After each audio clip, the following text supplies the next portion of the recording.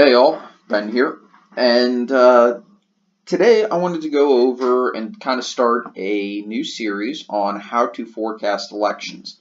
And we're going to start out with the simplest possible method and then work into the more complex methods, more data-driven methods, the ones that take a little bit deeper understanding and are a lot more involved and sometimes even require you to actually go to a place to try and figure out what's going on there. So the other things I want to talk about is on the weekends, if I upload, chances are I may start uploading some gaming stuff.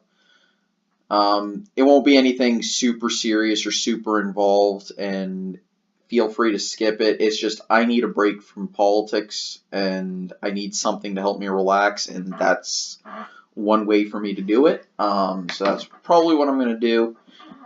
And if you want an election night, please don't request it unless I do request scenarios for one, which is going to be which isn't going to be too common.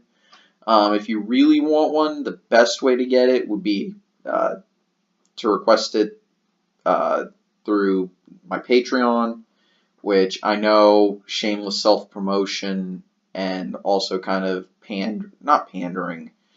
It sounds a little bit weird, but the amount of time and effort I think is worth $1 or $2. I forget what I have it set at. I think it's no more than $1 or $2. So, and it's a one-time purchase, if I remember correctly. But anyway, enough shameless self-promotion. Let's actually get into this video. So the simplest way is going to require us to start with the 2016 map and only one, essentially only 3 colors. One for Republican states, one for Democratic states, and one for toss-ups.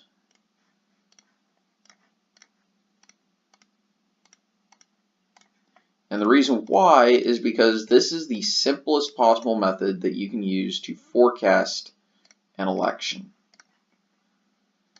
So the first thing we're going to do is I'm going to add a custom color, yellow.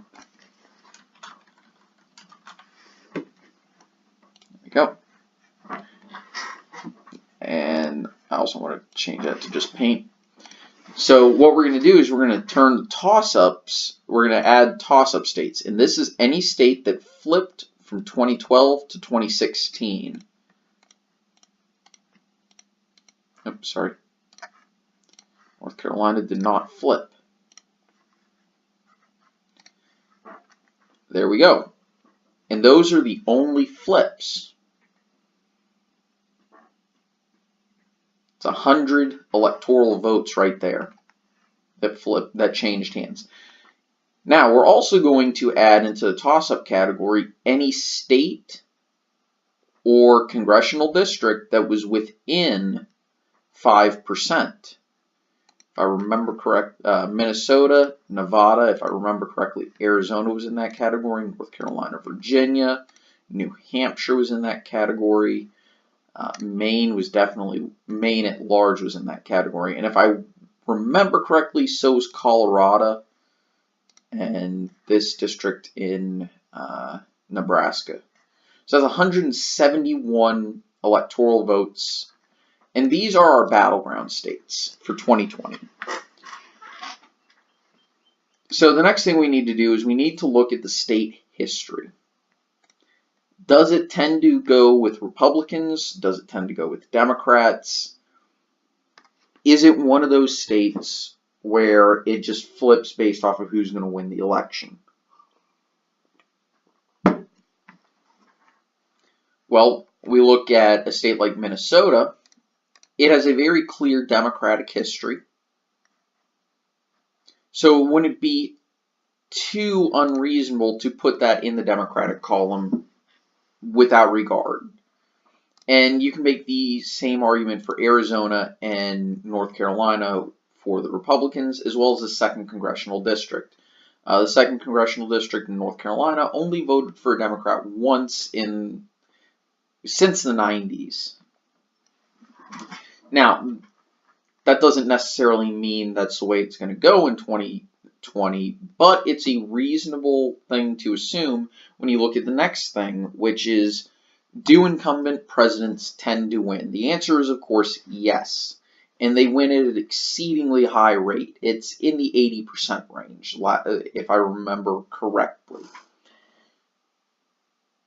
And they generally improve on their performance by about 3%, meaning Donald Trump should be expected to beat the Democratic candidate by about 1% nationally, assuming he gets his 3% boost. But that could also mean that the Democrat loses 1.5 and Trump actually, no, that would require it. Basically, a president tends to do about 3% better when they're running for the second term. And you could say, well, it's also Donald Trump. He shouldn't be, he won't get that. True.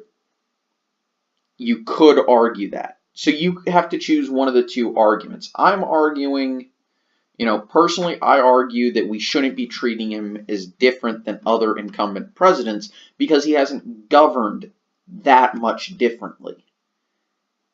Rhetorically, in terms of his rhetoric, he has been different. But in terms of actual governing, he really hasn't been. The wall is really the only difference. And you could argue the shutdown as well. But Obama endured shutdowns, Bush endured shutdowns. So I'm not going to include the shutdown. And plus, shutdowns don't really affect the polls after about 3 or 4 weeks. So the real marker is, how is he governed and how is the economy doing? And everything is doing well enough for Donald Trump to probably get in some form of incumbency boost. So that, in addition to the fact that we also need to consider state history, as well as maybe factor in partisan lean, which Iowa and Ohio have a Republican partisan lean, so we can put those in the Republican category. State history indicates Nevada and Colorado are moving to the Democrats. Same thing with Virginia, okay? So that puts the Democrat at 226, whoever it may be, Donald Trump at 230 with 82 electoral votes that are truly, truly up for grabs. You can make arguments for Arizona, you can make an argument for Nevada. I'd say you can make an argument for Virginia even, and maybe Iowa. And we'll go ahead and I'll be generous and say North Carolina, but North Carolina is a turnout state, so I think in the South it's easier for Republicans to turn out their voters for a litany of reasons. Anyway, so moving to, say, Florida, right? This does have a slight Republican partisan lean, which a lot of people are going to say, well, wait, doesn't Florida have a very high Hispanic population? Yes, but a significant portion of that Hispanic population is Cuban, and Cubans tend to vote Republican. Younger and younger generations are becoming a little less Republican, but that's true across the board. That's not just a Hispanic thing. That's that goes for white people, African Americans, though they were never really Republican to begin with. They're just becoming more Democratic. Hispanics, of course, are becoming more Democratic. Most groups, the younger generation, is more Democratic. However, that change really hasn't happened. And Florida tends to vote for the incumbent even if that incumbent loses the election. It voted for H.W. Bush in 1992, even though Bush lost. It voted for Clinton in 96. And then it flips parties for when a president has finished 2 terms. Except for 88, where it voted for Bush. But Bush was winning in a gigantic landslide. So slight difference. But Florida tends to vote for the incumbent, and it does have a bit of a Republican history. So it's not unreasonable to say that Trump could win Florida again. Okay? So now we go up to the upper Midwest and and Maine and New Hampshire. So state history would indicate that all 3 of these states should go to the Democrats because Donald Trump was the first Republican since Reagan or Bush the first to carry any of those states. However, it's not as simple as that. Remember, an incumbent president tends to do better.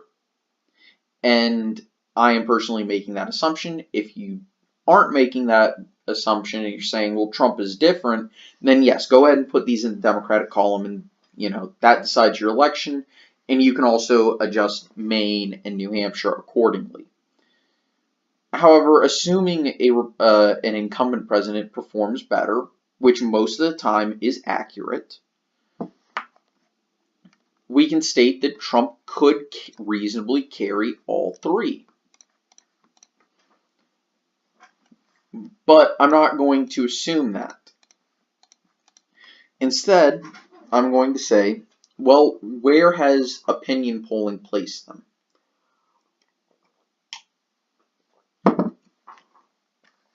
Trump maintains reasonably strong positions for a Republican in these states. In fact, you could make the argument that Trump maybe has an advantage in at least Pennsylvania, maybe Michigan. Wisconsin, interestingly, has kind of gone back to the Democrats. Maybe it's Trump specific, or maybe the polls are off and the Democrats are maintaining their ground. And I'm also not assuming a nominee for the Democrats here, by the way. Not yet, at least. It's still too early to be speculating like that. So what you have to do then is say, okay, if an incumbent president generally performs better, and we assume that Donald Trump, sorry, what the hell was that? Okay, sorry about that. If we assume that an incumbent president generally performs better for their second term, in their second election, and we look at the fact that these states have become somewhat more Republican since the year 2000, somewhat, not a huge amount, we can assume that Donald Trump should carry at least one of them. Which one he carries is up to you, but the most likely candidate is the Keystone State in Pennsylvania. The reason I say this is the most likely candidate is in 2016, Hillary Clinton essentially maxed out turnout in Philly and still lost the state.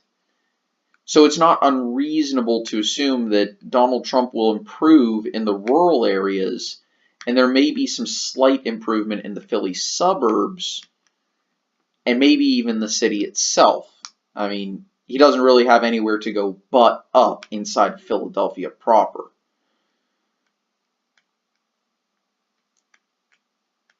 Especially if we're assuming Donald Trump improves his performance overall.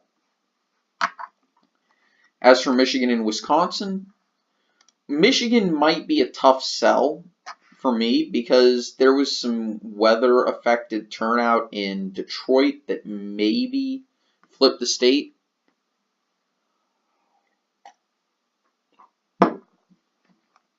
So I think it's not unreasonable to give Michigan to the Democrats. Wisconsin is the more difficult of the 3 because there are arguments both directions. I've seen arguments for it going Republican. I've seen arguments for it going Democrat. I would put it with the Democrats for now because it's not as conservative a state as Pennsylvania, and it has more swing voters than Pennsylvania.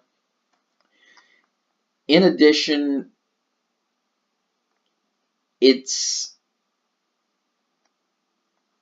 got a lot more in common with, say, Minnesota than it does with Iowa or Indiana. Whereas Pennsylvania, you can make the argument it's kind of got some pull towards the Ohio types, the West Virginia types, maybe even the Western New York types, which are fairly conservative. Now going up to New Hampshire and Maine, both of these are fairly swingy states. New Hampshire, I could reasonably see going to Donald Trump, but for now, I think it's best to stay on the safe side and say the Democrat will carry it again.